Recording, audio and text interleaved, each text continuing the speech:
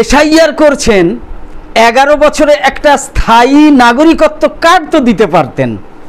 এই শিরোনামে এই বিষয়টা নিয়েই আজকে আমাদের বিশেষ প্রতিবেদন। গণমাধ্যম এবং সমাজ মাধ্যমের লেখা থেকে সংগ্রহের ভিত্তিতে তৈরি করা আজকের প্রতিবেদন উপস্থাপন করছি আমি জাকির হোসেন শেখ, প্রতিদিনের মতো। 11 বছরে একটা স্থায়ী নাগরিকত্ব কার্ড তো দিতে পারতেন, তা না করে এসআইআর নাম দিয়ে ঘুরিয়ে এনআরসি করছেন। তো এসআইআরের আসল লক্ষ্যটা কি? মানুষ সেটা বোঝে না?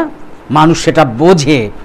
11 বছরে এত কিছু বিপ্লব করলেন, অথচ 140 কোটি মানুষকে একটা স্থায়ী নাগরিকত্ব কার্ড ইস্যু করতে পারলেন না। কেন?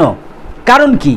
স্বাধীনতার পর থেকে সব সরকার নাকি অপদার্থ, একমাত্র আপনার সরকারই আচ্ছে দিনের ভগীরথ। তাহলে ভারতবাসীর জন্য একটা দেশবাসী হিসেবে স্থায়ী পরিচয়পত্র দিতে পারলেন না কেন? এটা তো সব থেকে আগে করা উচিত ছিল আপনার। আপনার এত ক্ষমতা, আপনি পারলেন না তো। যেটাকে আমরা বলতে পারবো সিটিজেনশিপ কার্ড, সেই সিটিজেনশিপ কার্ড তো দিতে পারতেন, এত ঝামেলার মধ্যে না ফেলে সাধারণ ভারতবাসীকে। মাঝে মধ্যেই এই যে অনুপ্রবেশ খেলা করেন, সেটার তো তাহলে আর দরকারই হতো না। আপনারা কি অবসর সময় দেশবাসীর সঙ্গে নাগরিকত্ব নিয়ে ইনডোর আউটডোর গেম খেলছেন নাকি? আপনাদের নির্বাচন কমিশন বলছে আধার কার্ড তো নাগরিকত্বের প্রমাণ নয়, ওটা তো পরিচয়পত্র। তো এই কথাটার মানে কি? এ তো কিছুই মাথায় ঢোকে না। একটা পরিচয়পত্রে কি থাকে? নাম, ঠিকানা, ছবি, এগুলোই তো থাকে। আধার কার্ডে আমার ছবি আর অন্য কারো নাম এবং আমেরিকার ঠিকানা, এটা কি থাকবে? কখনোই তো সেটা সম্ভব নয়। আধার কার্ড যদি নাগরিকত্বের প্রমাণ না হয়, তাহলে কি আপনাদের মতে গ্রিনল্যান্ডের মানুষও ভারতের আধার কার্ড পাবে ইচ্ছা করলে? আমেরিকার মানুষও ভারতের আধার কার্ড পাবে ইচ্ছা করলে? ভারতবাসী ছাড়া আর কেউ ভারতের আধার কার্ড পেতে পারে কি? যদি তা না হয়, তাহলে আধার কার্ড নাগরিকত্বের প্রমাণ নয় কেন?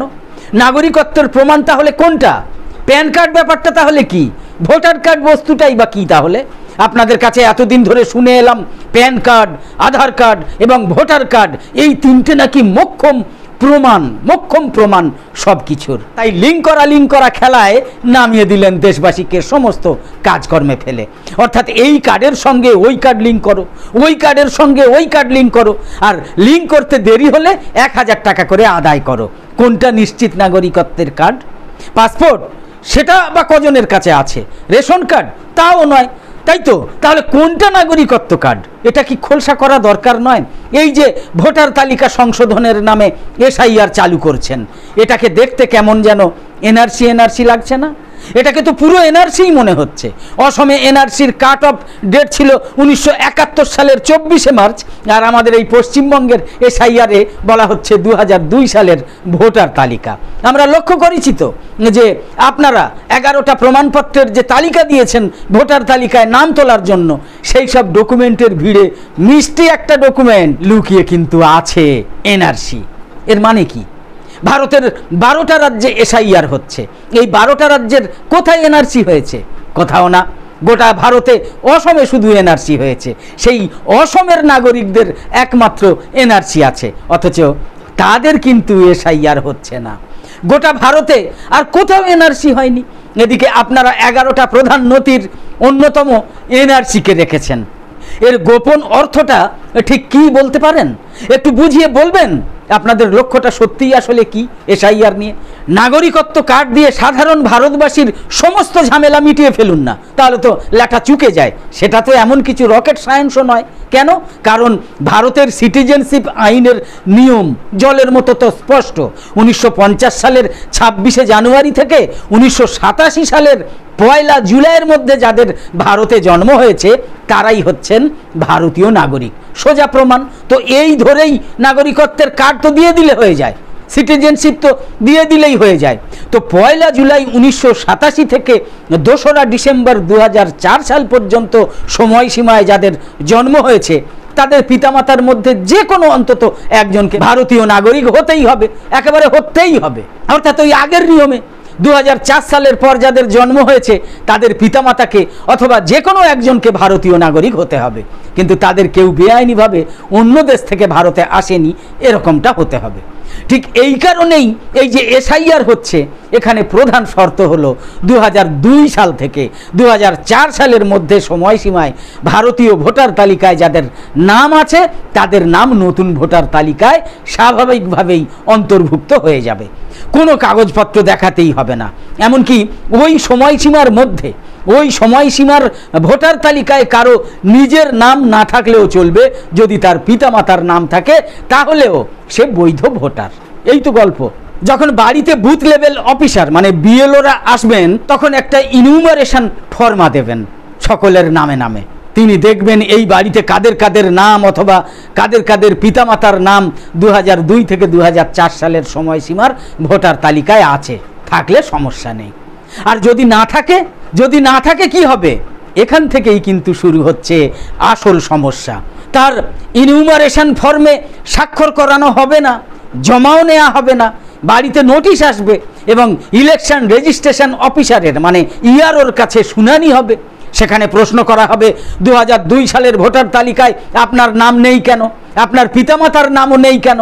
এবার সব থেকে গুরুত্বপূর্ণ প্রশ্ন, 2002 সালে আপনি অথবা আপনার পিতামাতা এবং পরিবার কোথায় ছিলেন? যেখানে ছিলেন তার প্রমাণপত্র হিসাবে কি কাগজপত্র আছে আপনার কাছে? এখান থেকেই শুরু। পশ্চিমবঙ্গের ক্ষেত্রে এই প্রশ্নের সামনে উপস্থিত হওয়ার ভয় সব থেকে বেশি যারা বাংলাদেশ থেকে ভারতে এসেছে। বেশি নয়, যারা বাংলাদেশ থেকে ভারতে এসেছে এই প্রশ্নের উত্তরে তাদের সমস্যা সব থেকে গুরুতর এবং ভয়ঙ্কর।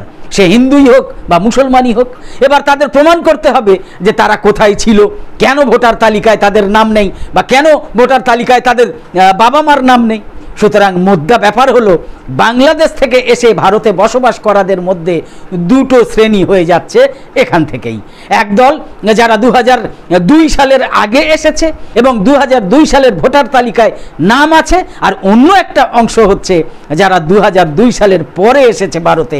সুতরাং তারপর যতই তারা সমস্ত কার্ড বানিয়ে নিক, বাড়ি তৈরি করে নিক, ফ্ল্যাট কিনে নিক, স্কুল কলেজে পড়ে পাশ করে যাক, আসল কথা হলো 2002 সালের ভোটার তালিকায় নাম নেই এবং প্রমাণও নেই যে সেই সময় ভারতের অন্যত্র কোথাও থাকার। তারাই হচ্ছেন অনাগরিক ভারতের। একমাত্র প্রকৃত ভারতবাসীদের এসআইআরে কোনো সমস্যা হওয়ার কথাই নয়। আমরা তো বারবার বলছি, যদি প্রকৃত ভারতবাসীকেও ভোটার তালিকা থেকে বাদ দেওয়ার প্রয়াস শুরু হয়, তখনই স্পষ্ট হবে যে নিছক স্বচ্ছ ভোটার তালিকা নির্মাণ একমাত্র লক্ষ্য নয়, আরও কোনো গোপন উদ্দেশ্য আছে। এবার আসল প্রশ্ন, ধরা যাক 2002 সালের তালিকায় কারো নাম নেই, তার পিতামাতারও নাম নেই, এমনকি সে কোনো সন্তোষজনক প্রমাণ দিতে পারছে না যে সত্যিই সে ভারতের নাগরিক কিনা, কিংবা 2002 সালে সে ভারতে অথবা বিদেশে কোথাও ছিল কিনা তারও মোক্ষম প্রমাণ নেই। তখন কি হবে? এই প্রশ্নের জবাব কিন্তু দিচ্ছে না নির্বাচন কমিশন। ভোটার তালিকায় নাম উঠবে না সেটা তো বোঝাই গেল, কিন্তু সেই ব্যক্তির নাগরিকত্বের স্ট্যাটাস তাহলে কি হবে? পরবর্তী পদক্ষেপই বা কি হবে? সুতরাং বেআইনিভাবে বাংলাদেশ থেকে আসা মুসলিমদেরই একমাত্র মহা সংকট হতে চলেছে, মহা বিপদ হতে চলেছে।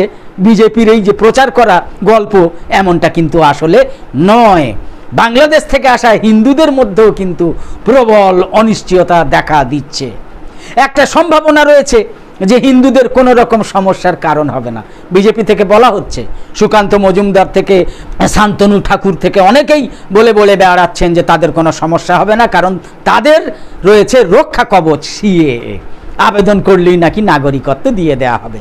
কিন্তু এতদিনে স্থায়ী নাগরিকত্ব থেকে তাদের যদি আবার নতুন করে নাগরিকত্বের আবেদন করতে হয়, তাহলে প্রথমে তো এটা স্বীকার করে নেওয়া হয় যে আমরা বাংলাদেশ থেকে এসেছিলাম বেআইনিভাবে এবং আমরা কোনোভাবেই ভারতের নাগরিক ছিলাম না। এটাই তো আগে স্বীকার করে নিতে হচ্ছে। সেটা কি কেউ চাইবে? এমনকি ওই স্বীকারোক্তির ঝুঁকিও থেকে যায় সরকারিভাবে চিহ্নিত হয়ে যাওয়া। পরবর্তী প্রশ্ন হলো, সরকারের প্ল্যান কি? এভাবে যদি বহু নাম বাদ যায়, তারপর তাদের নিয়ে তাহলে কি করা হবে? আর এসব তো না হয় বোঝা গেল, অনুপ্রবেশকারীদের চিহ্নিত করা, স্বচ্ছ ভোটার তালিকা তৈরি করা, ডুপ্লিকেট ভোটার বাদ দেওয়া, ভুয়ো ভোটারদের নাম বাদ দেওয়া ইত্যাদি, এসব করাই উচিত। কিন্তু অনুরোধ একটাই, প্রকৃত ভারতবাসীদের জন্য এবার একটা সম্মানের জীবন দিন। সম্মানের জীবন দিন না। 11 বছরে তো সেসব কিছু হলো না।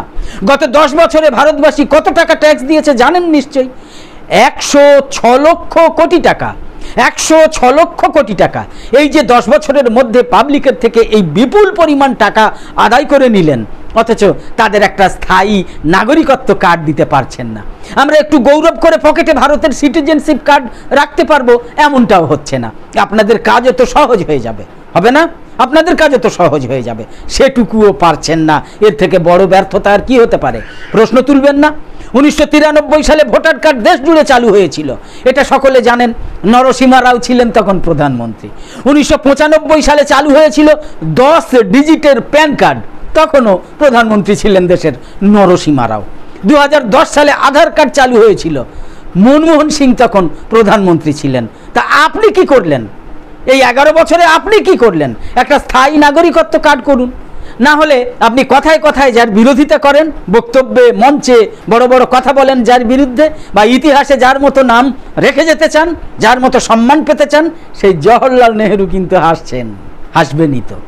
একদম শেষে বলি, আমাদের এই ভিডিওর বিষয়বস্তু ভালো লেগে থাকলে ইউটিউবে নোটিফিকেশান পেতে সাবস্ক্রাইব করে পাশের বেল আইকন অন করে রাখুন, আর ফেসবুকে ফলো করে আমাদের আরও নতুন নতুন ভিডিও বানাতে এবং লাইভ সম্প্রচারে উৎসাহিত করতে লাইক, কমেন্ট এবং শেয়ার করে সঙ্গে থাকুন।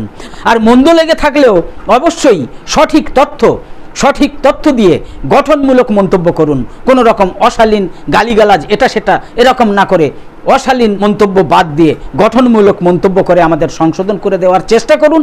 আমরা মাথা পেতে গ্রহণ করতে রাজি আছি সেগুলো। তো আপাতত শেষ করছি। কামনা করি সকলে সবসময় খুব ভালো এবং সুস্থ থাকুন, সাবধানে থাকুন। ধন্যবাদ।